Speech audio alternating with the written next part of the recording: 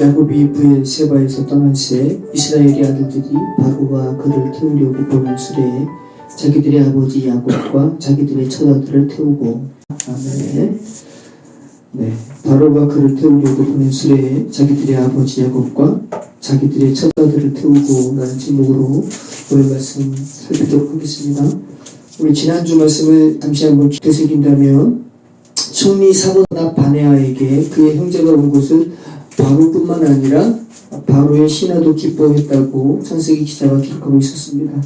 그래서 이 기쁨은 단순히 바로가 아끼는 총리의 가족을 제외하는 것을 기뻐하는 정도가 아니라 요셉에게 11명의 아들이 와서 12아들이 완성되는 것, 교회가 완성되는 것, 이스라엘 되는 것, 이런 하나님의 아들로 태어나는 것을 온 세상이 기뻐하는, 그리고 온 세상이 인정하는 하나님의 선, 하나님의 선이라 그랬습니다. 저와 여러분이 하나님의 아들들로 완성되는 것을 이 세상의 피조물들이 그렇게 기뻐하고 그렇게 고대하고 또 완성됐을 때는 이것이 바로 하나님의 선이지라고 말한다는 거죠. 지난주에 또 복음과 관련된 중요한 소재가 또 몇 가지 등장했습니다. 우선 요셉이 형제들에게 옷을 한 벌씩 주고 베냐민에게는 옷을 5벌 주고 은을 300개를 주었습니다. 특별히 5벌, 1벌, 2벌, 5벌 할 때 이 벌은 할리파라는 단어를 번역한 것이라고 그랬죠. 변경, 변화, 교체를 의미하는 단어라고 그랬습니다. 우리가 옷을 바꿔 입는 것은 옷을 변경하는 거죠. 그리스도로 옷 입는 것은 그 의미인 거죠.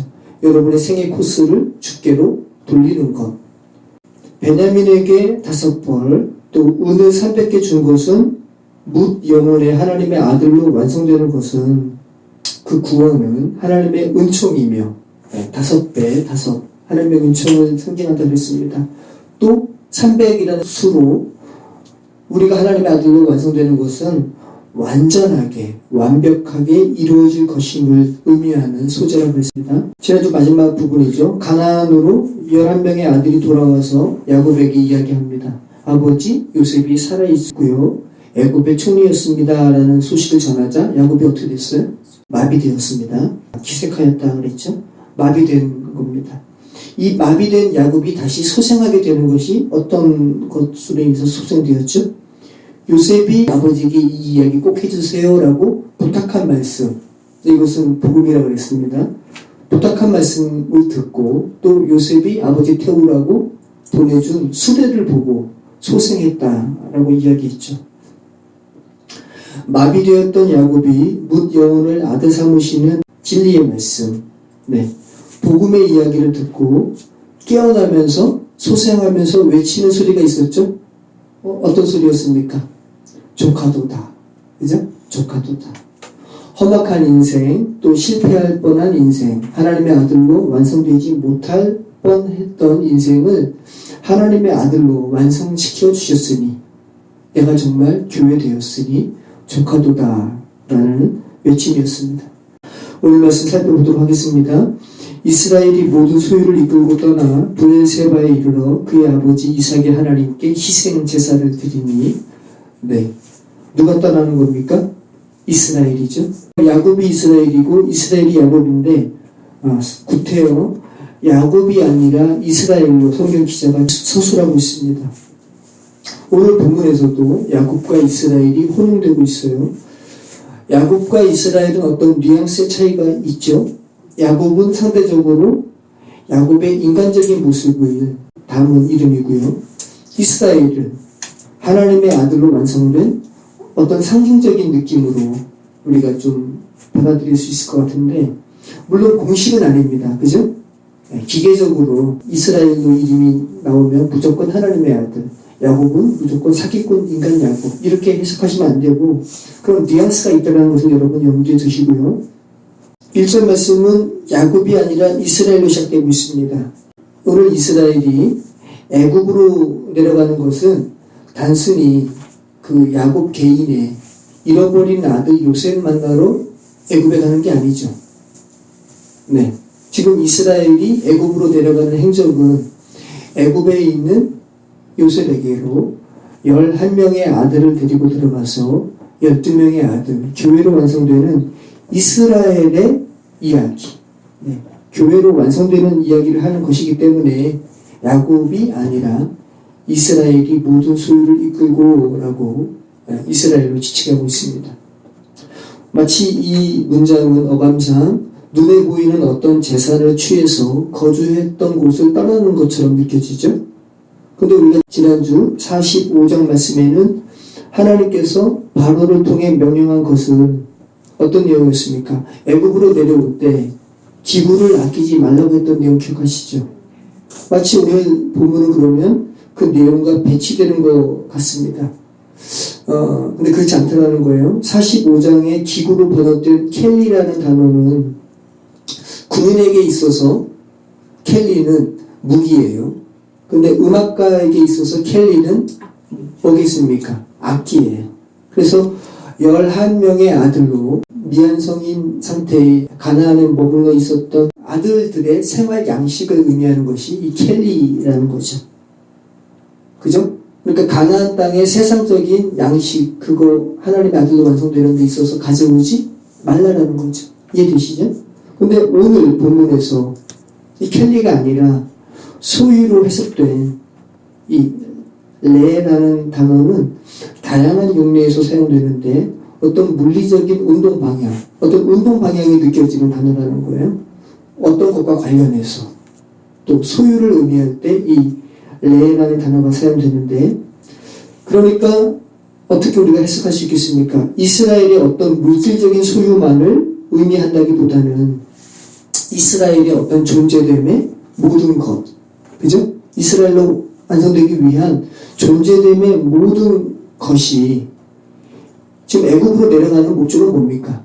12아들로 완성되기 위한 목적이죠. 그래서 12아들로의 완성된 이스라엘을 향해서, 교회의 완성을 향해서 방향을 틀었다라는 것을 우리는 이해할 수 있을 것 같습니다. 그러니까 요셉이 형제들에게 옷을 한 벌, 베냐민에게 5벌 준 그 인생의 방향, 인생의 코스를 하나님께로 바꾼 그런 맥락과도 같은 그런 이해를 우리가 가질 수 있을 것 같아요. 물론 오늘 7절 말씀에 가축 및 가나안에서 얻은 재물도 가지고 갔다고 나옵니다만, 1절의 의미는 단순히 재물만을 의미하는 그런 소유가 아니라, 물리적인 소유뿐만 아니라 이스라엘의 전 존재를 함축하고 의미한다고 보는 것이 이후에 오늘 본문에 계속 나오는 브엘세바에서 하나님께 예배드리는 것과 연결함이 있어서 더 자연스럽다는 거죠. 이스라엘이 모든 소유를 이끌고 떠나 브엘세바에 이르러 그의 아버지 이삭의 하나님께 희생제사를 드리니, 여기서 이스라엘의 존재됨을 모든 것을 이끌고 떠나라고 할 때 이 나사라는 단어인데 어떤 의미냐 하면, 이스라엘은 유목민이죠. 그래서 장막을 쳐요. 천막을 친단 말이죠. 우리가 수련회 간다든지 텐트 칠 때 뭐를 박아야 돼요? 말뚝 박아야 되잖아요. 그죠? 그러면 이제 집으로 다시 돌아갑니다. 천막을 걷어야 되는데 그때는 그럼 어떻게 해야 됩니까? 그 말뚝을? 말뚝 빼야 되죠. 말뚝 뽑는 게 낫어요. 그러니까 지금 유목민의 어디론가 떠나는 거, 어디론가 출발하는 거. 그러니까 지금 이스라엘이 자신의 존재됨을 다 끌고 12명의 아들, 교회로 완성됨을 위해서, 그러니까 완전한 이동을 의미하는 단어인 것이죠. 전 존재의 이동을 이야기하는 거예요. 모든 것을 이끌고 자리 잡았던 삶의 자리에 말뚝을 뽑고 주께로 나아가는 그런 그림인 것이죠. 그러니까 지금 이스라엘이 단순히 여행 가는 게 아니라는 거죠. 이스라엘이 모든 소유를 이끌고 어디로 갔다고 나옵니까? 브엘세바. 브엘세바에 들어가서 이스라엘의 아버지 이삭의 하나님께 희생을 드렸다고 말합니다. 희생 제사를 드렸다는 것은 뭡니까? 하나님께 예배드렸다는 거죠. 그런데 그 지명을 구태여 이야기하고 있죠. 브엘세바라고 이야기하고 있습니다. 그리고 또 누구를 언급하고 있습니까? 아버지 이삭을 언급하고 있습니다. 왜 갑자기 이삭과 또 브엘세바가 등장하고 있는 것일까요? 지금 이스라엘이 애굽으로 들어가기 전에 존재됨의 모든 것을 이끌고 간 곳인데, 브엘세바가 그러니까 의미 없이 가진 않았을 거 아닙니까? 분명히 의미가 있기 때문에 창세기 기자가 이스라엘이 전 일가를 이끌고 애굽으로 내려가기 전에 브엘세바에 가서 예배 드렸다라는 것을 기록하고 있는 거 아니에요. 그죠? 브엘세바는 어떤 의미가 있죠? 7개의 맹세라는 의미의 지명이었어요. 여러분, 아버지 이삭에게 브엘세바는 어떤 곳이었습니까? 기억하시나요? 창세기 26장에서 이삭이 그랄 땅에서 농사 짓는데 100배 수출도 없고 우물을 팔 때마다 우물이 터지고, 근데 블레셋 사람들이 이삭을 시기해서 그 이삭이 터지는 그 우물에다가 흙으로 메워버립니다. 근데 이삭이 다투지 않고 또 이동해서 또 파는데 또 우물이 터지는 거죠. 그렇죠? 그런데 블레셋 사람들이 또 메우는 거예요. 파면 메우고 일반적인 사람 같으면 아마 큰 분쟁이 일어났을 텐데 이삭은 거기에 대해서 다투지 않고 계속 옮기면서 우물을 판단 말씀입니다. 근데 나중에는 그랄 땅에 블레셋의 왕 아비멜렉이 이삭을 인정하잖아요.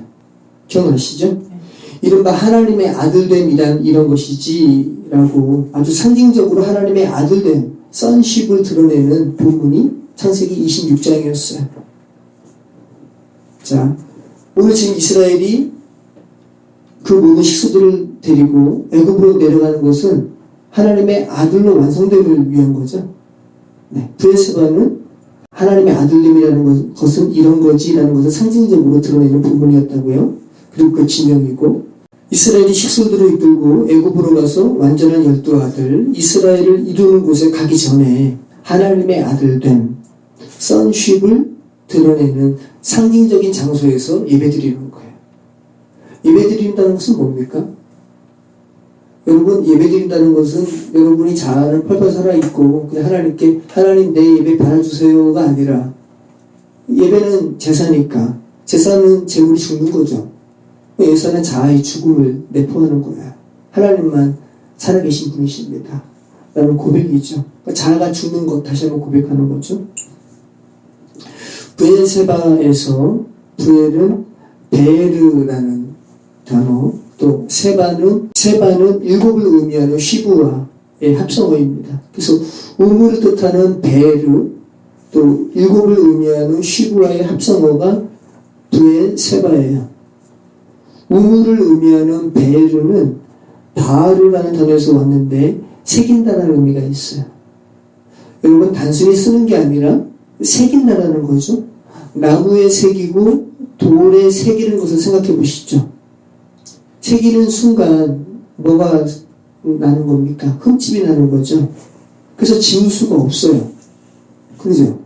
새긴다는 것은 그런 의미가 있어요. 그래서 우리 마음에 하나님의 말씀을 새긴다는 것, 한번 어떤 건지 생각해 보시란 말씀입니다. 그래서 이 새긴다는 의미는 분명하게 한다는 의미가 있고요, 확실하게 한다는 의미가 있고, 명백하게 한다는 의미가 있습니다.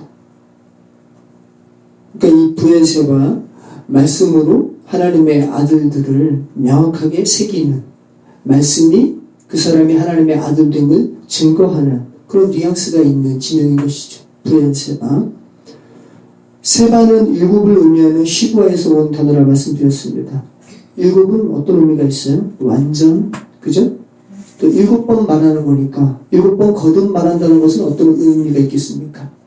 그죠? 확실하게 말하는 거니까. 나 이거 거짓 아니에요 라고 7번 말한다고 생각해 보세요. 맹세라는 의미가 있는 거야. 7이라는 수는 히브리인들에게 완성을 의미하는 것이죠. 7번 되풀이하면 완성을 의미하는 겁니다.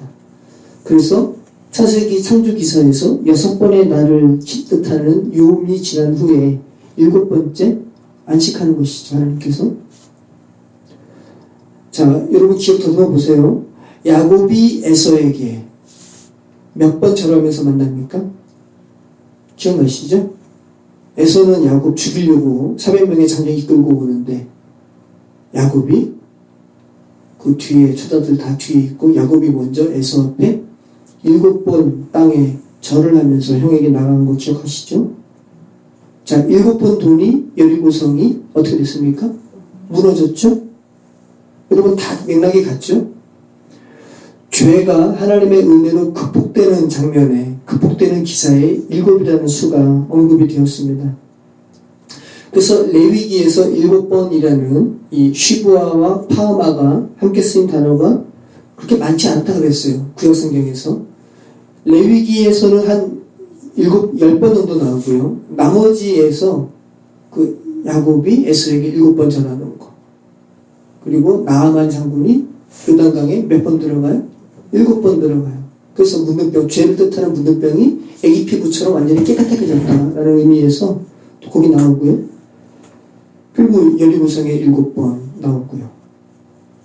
엘리야가 아합과의 그런 영적인 전쟁 가운데 이제 하나님께서 그 이스라엘의 죄로 인해서 가뭄을 허락하셨는데 이제 하나님의 은혜가 죄를 이겼습니다. 그러면서 사원에게 하나님께서 이제 비를 허락하실 거야 하면서 사원에게 몇 번 계속 하늘을 보게 합니까? 7번 보게 하는 거예요. 그때 구름이 나와서 비가 내리는 거죠. 그러니까 다 죄를 극복하는 하나님의 은혜를 이야기하는 부분에 7번이라는 그 단어가 나왔습니다. 그래서 레위기에서 하나님께 제사 드리는 이야기들이 있는 레위기에서 10번 정도 나오는 그 7번과 관련된 구절은 모두 어떤 구절이겠습니까? 인간의 죄를 없이 하는 의식에 7번이라는 수가 나옵니다. 우리가 이미 살펴본 말씀입니다. 그렇다면 여러분, 이스라엘로 완성되는 여정에 애굽으로 들어가기 전에 이스라엘 일가가 7개의 우물이라는 브엘세바에 가서, 그죠? 7개의 맹세라고 칭하는 브엘세바에 가서 하나님께 예배드리는 기사가 나오는 것은 무엇을 말씀하고 있는 겁니까? 죄가 은혜로 인해서 죄가 없어지는 것을 여러분 기억하신다면, 그죠? 요셉의 형제들은 죄가 있죠? 요셉은 이미 용서했지만 요셉의 형제들은 죄의식이 있다는 말씀이죠. 요셉의 형제들이 온 세상의 구원자 예수 그리스도를 예표하는 사브나 바네아, 요셉이 있는 애굽에 들어가 12아들 이스라엘로 회복되는 것, 하나님의 아들로 완성되는 것은 다른 말로 하면 뭡니까? 우리가 하나님의 아들로 구원받는 것은, 그죠? 인간의 죄가, 저와 여러분의 죄가 하나님의 은혜로 완전히 소멸되고 극복되는 것이라 말씀하고 있는 거죠. 그죠? 그래서 하나님의 은혜가 인간의 죄를 다 삼켜버리는 그런 대표적인 상징적인 지명이 뭡니까? 브엘세바인 것이죠. 그래서 구약성경에 브엘세바가 이삭의 경우에만 등장하지 않았어요. 물론 아주 이삭의 경우에서 상징적으로 이렇게 다 말씀하고 계시지만 하갈의 기사 또 아브라함의 기사에서도 브엘세바가 등장하고, 그리고 창세기 21장에 또 아브라함과 아비멜렉 간의 우물과 관련해서 또 언약을 세우는 장면이 나오는데 역시 브엘세바에서 이루어지는 장면이었죠. 아비멜렉의 종들이 아브라함이 파놓은 아브라함 소유의 우물을 늑탈한 일에 대하여 아브라함이 소유권을 분명히 하는 장면에 브엘세바가 나오는 거예요. 아브라함이 이전에 막벨라 굴과 관련해서 무상으로 주겠다라는 헷 족속에 제의를 뿌리치고 굳이 값을 지불해서 소유권을 확실하게 한 것과도 연결이 되는 장면이죠. 겉으로 보기에는 이 세상의 매매와 같은 모습이었지만 성경이 궁극적으로 말하고 있는 바가 뭐겠습니까? 하나님의 백성이 이 세상과 소유권을 분명하게 한다는 것은 어떤 의미가 있겠습니까? 하나님의 말씀을 듣고 살아난 이들과 아직 죽어있는 자들 간에 경계가 분명히 있다는 거죠. 그러니까 세상 사람들은 그리스도인이나 우리나 뭐 차이야 라고 이야기하지만, 근데 정말 그리스도인들은 세상과 분명한 구별이 있는 것이죠. 이런 부분의 확실성을 말하는 기사에 브엘세바가 등장하고 있는 것이고, 오늘 본문도 같은 맥락이라는 것입니다. 모든 죄악의 영향력이 더 이상 발휘될 수 없는 장소, 그죠? 은혜가 죄를 극복하는 장소이니까 상징적으로 하나님의 아들됨의 정체성을 분명히 하는 장소에서 이스라엘은 다시 한번 하나님께 그 모든 식소들과 자아를 죽이는 하나님께 예배 드리고 지금 애굽으로 내려가는 것이죠. 그 밤에 하나님이 이상 중에 이스라엘에게 나타나 이르시되 야곱아 야곱아 하시는지라 야곱이 이르되 내가 여기 있나이다 하매 하나님이 이르시되 나는 하나님이라 내 아버지 하나님이니 애굽으로 내려가기를 두려워하지 말라 내가 거기서 너로 큰 민족을 이루게 하리라. 좀 다시 성경은 이스라엘이라는 영적인 순례를 나서는 인간 야곱에 대하여 기술하고 있습니다. 야곱은 곧 바로를 만나게 되잖아요. 우리가 다음 주부터 계속 살펴보게 되는데 바로를 만나서 야곱이 자신의 나이를 몇이라고 이야기합니까? 내 나이 130세이니 험악한 세월을 살았나이다 라고 이야기하죠. 지금 130세라는 거거든요. 130세의 노구가 마지막 여행을 앞두고 있는 거죠.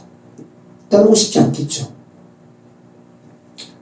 물론 그곳에 애굽에 요셉이 있기 때문에 11명의 아들을 데리고 요셉에게로 가는 것이지만 야곱의 마음속에는 일말의 두려움이 있을 거예요. 왜 안 그렇겠습니까, 여러분? 아브라함과 아버지 이삭이 애굽에서 겪었던 어려움을 야곱은 알았겠죠. 자신들의 그 부인을 오늘이나 속였던 일들, 그런 일련의 어려웠던 일들을 야곱은 알고 있었을 것이고, 지금 비록 애굽의 총리가 요셉이라고 하지만 야곱의 마음속에 있는 애굽의 그 두려움에 대한 그림자는 지워버리는 것이 쉽지 않았을 거예요. 두려워했다는 거죠. 그러니까 지금 하나님께서 야곱에게 뭐라고 그러시는 거예요? 두려워하지 말라고. 네. 그리고 야곱의 이름을 지금 2번 부르고 있잖아요. 한 번도 아니고 야곱아 야곱아. 여러분 어떤 느낌이 전해지십니까? 창세기에 보면은 하나님께서 어떤 인물의 이름을 2번 부른 것이 또 한 번 있었는데 아브라함의 이름을 2번 부른 적이 있었죠? 이삭을 번제로 드리려고. 그죠? 아유, 나 하나님 율법만 지킬 수 있다니까요. 제가 제 아들 죽이는 거 보세요. 이게 외적으로 본다면 하나님께 대한 신실함일 수 있겠지만 하나님은 그거 막으시거든요. 야, 하나님과 하나 되는 것이 너희의 행위로 이루어질 수 있을 것 같아? 네, 아주 그 의미죠. 아주 다급하게 아브라함아 아브라함아 하시면서 칼을 이삭에게 내리치는 아브라함을 주께서 막으셨어요. 그거랑은 오늘 말씀 좀 다른 거죠. 뉘앙스가. 그죠? 오늘 야곱에게 2번 이름을 부르신 하나님의 음성은 좀 다르겠죠. 아브라함의 경우에는 다급히 부르셨다면 야곱의 경우에는 어떤 음성이겠습니까?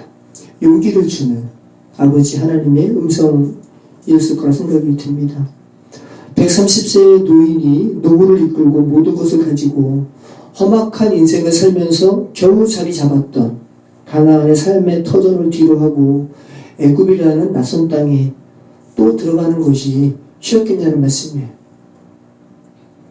어쩌면 하란에서 75세에 하나님의 음성을 좇아 가나안을 향한 아브라함의 경우보다 더 어려운 결단이 지금 야곱에게 있는 것인지도 모르는 겁니다.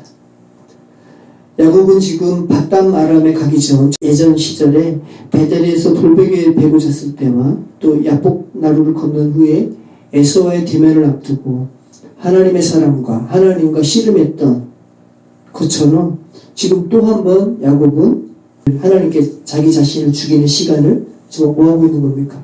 통과하고 있는 거죠. 그러니까 이스라엘이 된 거예요. 그죠? 우리가 교회되는 것은 단순하게 되는 것이 아니라고요. 자기 자아를 죽는 이 시간을 다 통과해야 되는 겁니다. 이런 야곱에게 하나님께서 말씀하십니까? 두려워하지 말라는 겁니다. 아브라함과 이삭에게 그러하셨던 것처럼 내가 너 큰 민족을 이루게 할 거야. 정확한 원문의 뉘앙스는 두려워하지 마. 내가 너를 그 장소에서 준비시키려고 그래. 커다란 백성으로 건립시키기 위해서 라는 의미예요. 지금 130세 된 야곱에게 설명하시는 겁니다. 큰 민족, 커다란 백성이라는 건 뭡니까? 단순히 물리적인 다수, 수적 다수가 아니라 하나님과 연합된 민족을 의미하는 거죠. 또 예수 그리스도와 연합되어서 하나님과 하나 된 사람을 말씀하고 있는 거죠. 4절 내가 너와 함께 애굽으로 내려가겠고 반드시 너를 인도하여 다시 올라올 것이며 요셉이 그의 손으로 내 눈을 감기리라 하셨더라. 그리고 야곱이 하나님께 놀라운 말씀을 듣습니다. 하나님께서 야곱과 함께 애굽으로 내려가신다는 것과 우리 하나님과 동행하는 자죠. 지금 그것을 말씀하시는 것이죠. 그리고 반드시 데리고 올라올 것에 대해서 말씀하십니다. 이 문장의 히브리어 원문은 내가 너와 함께 내려갈게. 야나드라는 말이에요. 너가 두려워하는 애굽으로 가는 거 내가 함께 갈게. 두려워하지 말라는 거죠. 그리고 너 다시 올라오는 거에 대해서 걱정하지. 그 알라라는 말이라고 했어요. 우리말 성경은 반드시 올라올 거라고 의역하고 있는데 원문은 올라온다라는 의미의 이 알라라는 단어를 2번 사용하고 있어요. 2번 연속으로 내가 다시 너 올라오게 할 거야. 올라오게 할 거야 라고 강조하고 있습니다. 그러니까 아이한테 얼르듯이 아버지가 내가 너와 함께 올라올 거야. 올라올 거야. 라고 걱정하지 마라 라고 말씀하고 있는 거죠. 결국 지금 야곱에게 말씀하는 이 말씀은 뭡니까? 걱정하지 마. 내가 너와 함께 하나가 되어서 내려갔다가 올라올 거야. 라고 말하는 거죠. 무슨 말이에요? 너와 나는 하나야. 너 혼자 내려가는 거 아니야. 라고 말씀하는 거죠. 예전에 영화 배원가요? 아기 곰이 어미 곰과 떨어져서 놀다가 떨어지면 안 되는데 엄마랑 그죠? 근데 아기 곰이 막 떨어져서 놀다가 사자가 아기 곰 발견하는 거예요. 그러니까 해치려고 하는 거죠. 아기 곰을. 그러니까 아기 곰이 놀라서 도망치다가 절벽으로 떨어져요. 근데 절벽 밑에는 물이 흐르고 있었습니다. 떨어지고 또 뭐 죽는 거죠. 그대로 있으면. 근데 마침 또 통나무가 이렇게 쓸려 내려오니까 아기 곰이 통나무 위에 올라타서 강하리로 가는 거예요. 근데 사자가 그 아기 곰 잡아먹어야 되잖아요. 근데 자기는 물에 떨어지는 건 좀 그러니까 그 내려가는 그 강을 보면서 산 기슭으로 막 달려가가지고 그 아기 곰이 내려오는 길목에 서서 기다리고 있는 거죠. 사자가 아기 곰을 해치고 잡아먹으려고 할 때 아기 곰이 어떻게 해요? 비명 지르죠. 근데 비명 지르니까 갑자기 사자가 주춤하는 거예요. 아기 곰이 자기 비명 소리 고함 치는 거에 사자가 놀라는 줄 알고 더 크게 와 그죠? 근데 이제 사자가 막 뒷걸음 치는 거예요. 카메라가 아기 곰 뒤에 있는 어미 곰을 비춰주는 거예요. 어미 곰이 그러지 말라고. 사자가 뒷걸음 친 게 아기 곰이 그 비명 지른 거에 뒷걸음 친 게 아니라 그 아기 곰 뒤에 있는 엄마가 확 이렇게 고함 치는 거에 사자가 놀라가지고 뒷걸음을 치는 거죠. 그러니까 지금 영화에서 말하는 게 뭡니까? 어미 곰이 계속해서 아기 곰을 어떻게 했다는 거예요? 지켜봤다는 거예요. 아기 곰 혼자서 막 위험에 처하고 그런 걸로 아기 곰은 놀라고 들어있는데 어미 곰은 항상 지키고 있었어요. 어미 곰이 항상 아기 곰과 함께 있었던 겁니다. 그러니까 사단은 여러분 자신을 우리를 무서워하지 않죠? 그러니까 우리가 뭐 잘난 존재 아니라고요, 그죠? 사단은 우리 안에 있는 예수님을 무서워하시죠. 야곱은 이제 130세입니다. 언제 죽을지 모르는 나이에요. 그런데 지금 아버지 이삭과 아브라함이 묻힌 장소가 어디예요? 막벨라 굴이죠. 막벨라 굴은 어디 있습니까? 지금 야곱이 있는 가나안 땅에 있는 거예요. 막벨라 굴이 가나안 땅에 있는데 130세의 야곱이 또 애굽으로 내려가는 상황이 야곱은 너무 싫은 거죠. 그죠? 열조에게로 가기를 원하는 그 야곱의 마음을 아시고 하나님께서는 반드시 내가 다시 데리고 올게. 너와 함께 같이 올라올게 라고 말을 하고 있는 거죠. 여러분 하나님께서는 정확하신 분이십니다. 그죠? 그분의 아들로 여러분을 완성시키는 여정 가운데 하나님께서는 여러분이 무엇으로 인해서 주저하시는지 또 무엇이 걸림돌이 되는지 아시죠? 그죠? 하나님께서는 지금 야곱이 자신의 죽음에 대한 두려움이 있었다는 것도 아셨나 봐요. 그러면서 뭐라고 말씀하시는 거예요? 야곱이 지금 자신의 죽음에 대한 부분까지 하나님께 듣죠? 내가 아끼는 요셉이 너의 눈을 감기울 거야 라고 말씀하시죠. 네. 너가 가장 사랑하는 요셉이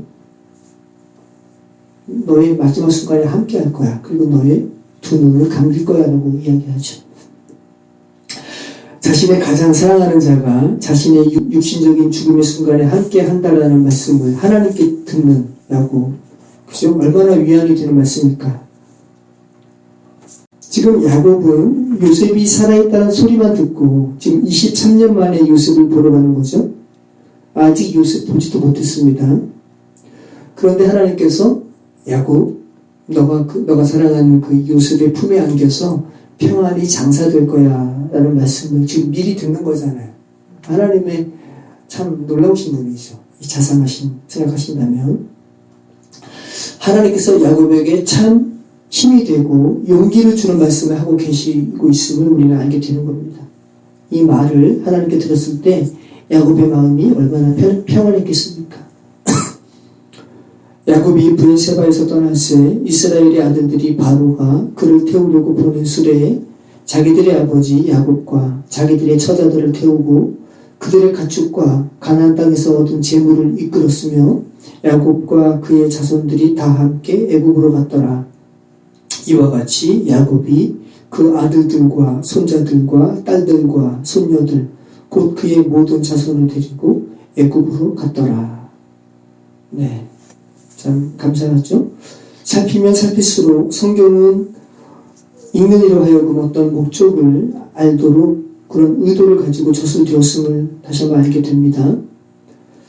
브엘세바에서 마지막 두려움을 넘는 죽음의 과정을 거친 후에 야곱의 모든 식솔들이 애굽으로 들어가는 것을 묘사하는 구절에 어떤 소재를 또 등장시키고 있죠. 어떤 겁니까? 수레죠. 네. 45장에서 말씀드린 것처럼 이 수레는 바로가 보낸 것이지만 실질적으로는 하나님의 명령이라고 했습니다. 창세기 45장 19절 말씀이죠. 이제 명령을 받았으니 이렇게 하라.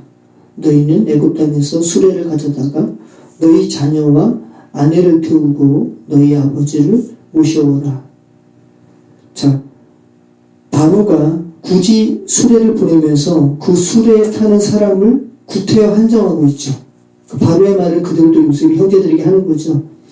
수레에 타는 사람을 한정하고 있단 말이에요. 아버지 야곱만 태우라고 말하는 것이 아니라 아버지와 요셉의 11형제의 부인과 그죠? 처자, 자녀를 태우라는 말을 구태하고 있습니다.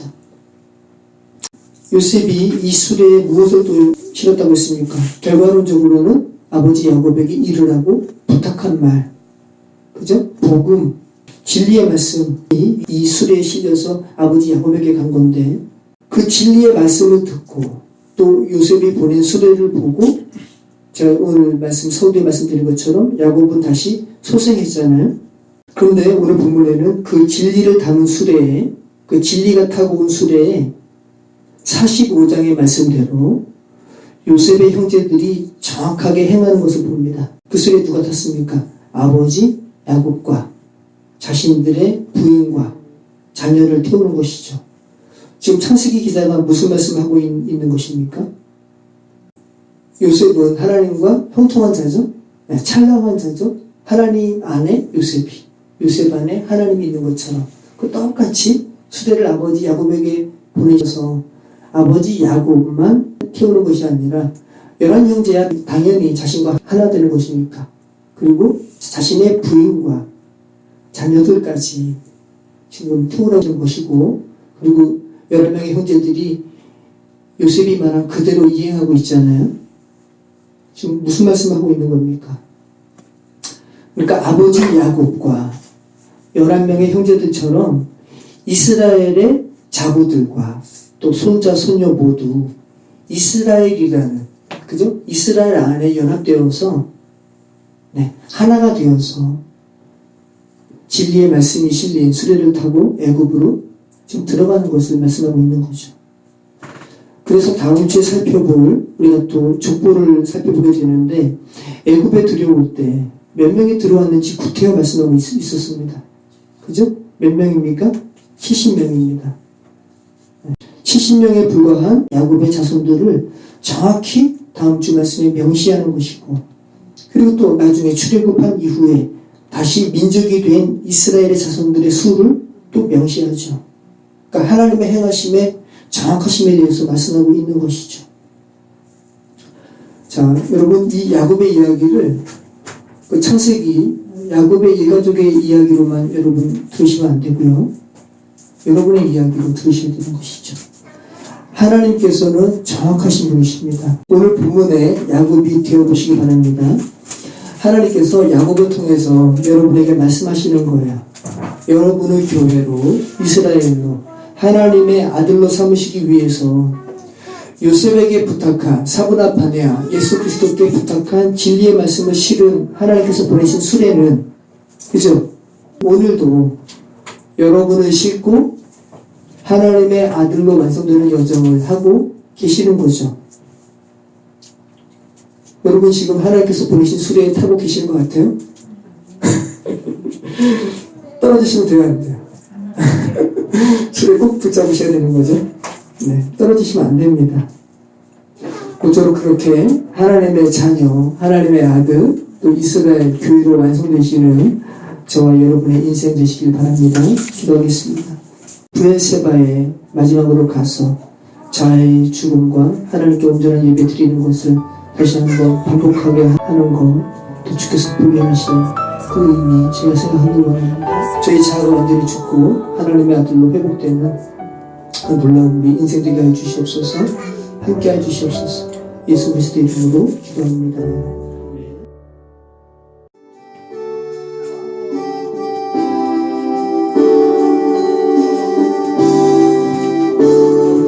하늘의 나세고 주속이 돌보시네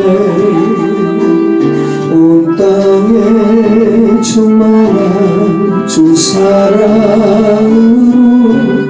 내 마음을 덮으소서. 주 나를 부르셨네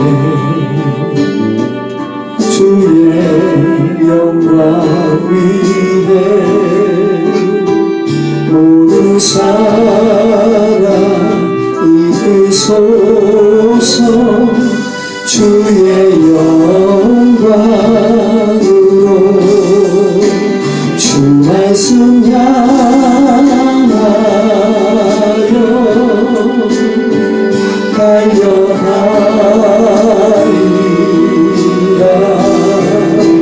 힘도 아니 능도 아니 오직 성령으로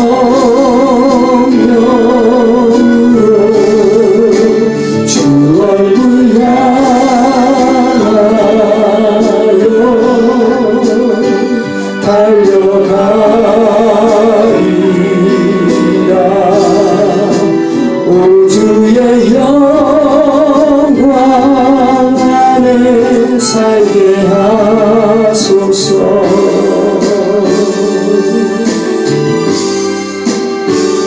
주 나를 부르셨네 주의 영광 위에 모든 사랑 이끄소서. 주의 영광으로 주 말씀 향하여 달려가리라.